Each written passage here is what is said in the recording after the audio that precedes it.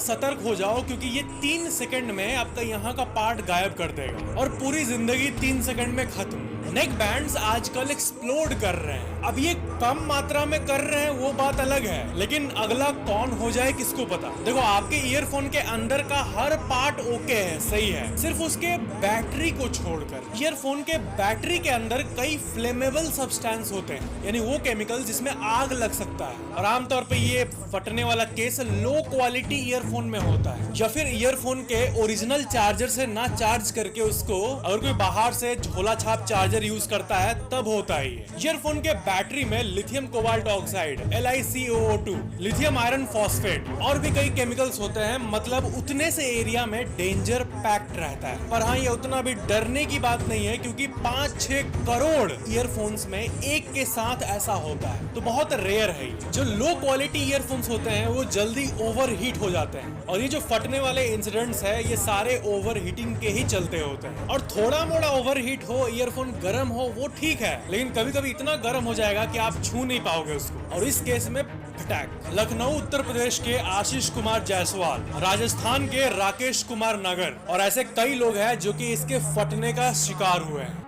Fact number 11, आपने सुना ही होगा कि डोनाल्ड ट्रंप गोल्ड कार्ड बेच रहे हैं अमेरिका का। यानी अगर आपका सपना है कि आप अमेरिका में बसो, आपको वहां की प्रॉपर सिटीजनशिप मिले, तो 43 करोड़ रुपए अपने जेब से दो और गोल्ड कार्ड लो और अमेरिका में बस जाओ। अब मुझे समझ नहीं आ रहा ये लेगा कौन। जिसके पास 1000 करोड़ की संपत्ति होगी वही इंसान शायद एक 43 करोड़ का गोल्ड कार्ड ले पाएगा। यहाँ तक तो ठीक था।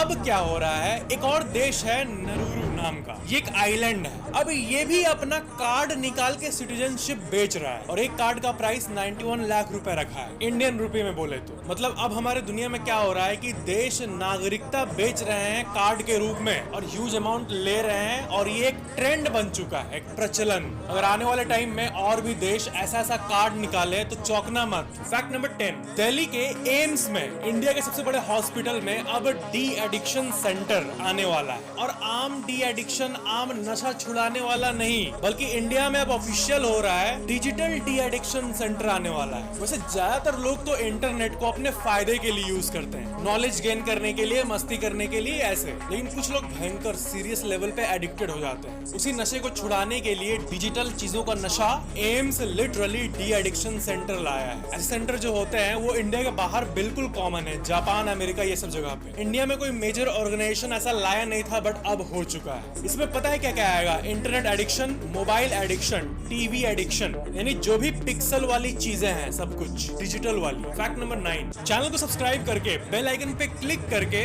ये ऑल वाला बटन हमेशा ऑन रखना, ताकि वीडियो आपको सबसे पहले मिल जाए। साल 2025 के महाकुंभ में पिंटू महारा नाम के एक व्यक्ति ने, जितने कुछ दिन महाकुंभ था वही 30-45 दिन, उन 45 दिनों में ये 30 करोड़ रुपए कमाए, और इस बात को उन्होंने पब्लिकली डिस्क्लोज किया। अब लोग पूछ रहे हैं कि भाई ये कैसे पॉसिबल है कि 45 महीने में 30 करोड़ रुपए, जो कि एक आम परिवार अपने पूरे जिंदगी में 1-2 करोड़ जमा नहीं कर पाता है, ये 45 दिन में 30 करोड़ रुपए कैसे कमा लिए। देखो, ये पहले से ही अच्छे खासे थे, अमीर थे, लेकिन महाकुंभ ने इनको और अमीर बना दिया। हुआ क्या कि इनके पास थी करीब 130 बोट्स, 130 नाव थी इनके पास, और हर नाव अलग अलग अपना अपना पैसा कमा रहा है उनका। तो अगर आप थोड़ा गणित लगाओ तो 45 दिनों में 30 करोड़ रुपए कमाने के लिए एक दिन में लगभग 70 लाख रुपए कमाने होंगे। अब 70 लाख रुपए एक दिन में तो बहुत है, लेकिन जिस इंसान के पास 130 बोट है, नाव है, उसके लिए थोड़ा सा संभव हो जाता है। कैसे? अगर एक बोट दिन का 50,000 का रेवेन्यू करे तो सब बोट मिला के उतना हो जाए। नॉर्मल रेट्स तो बहुत सस्ते थे, जो कि होने चाहिए, लेकिन लोग आ रहे थे और बोल रहे थे मैं 5,000 दे रहा हूँ, मुझे जल्दी छोड़ दे। अरे मैं 10,000 दूंगा, उसको छोड़, मेरे को ले चल। तो ये जो आर्टिफिशियल इन्फ्लेशन हुआ, इसके चलते बहुत फायदा हुआ उनको, जो कि ऑफ कोर्स गलत नहीं है। लोग अपने इच्छा से पे कर रहे हैं, तो इसमें कुछ गलत तो है नहीं। वैसे जब लोग ही इतना इतना पे करने पे उतर जाए तो कौन रोक सकता है भला। तो ऐसे ही करते करते उन्होंने इतना का फॉर्च्यून बना लिया।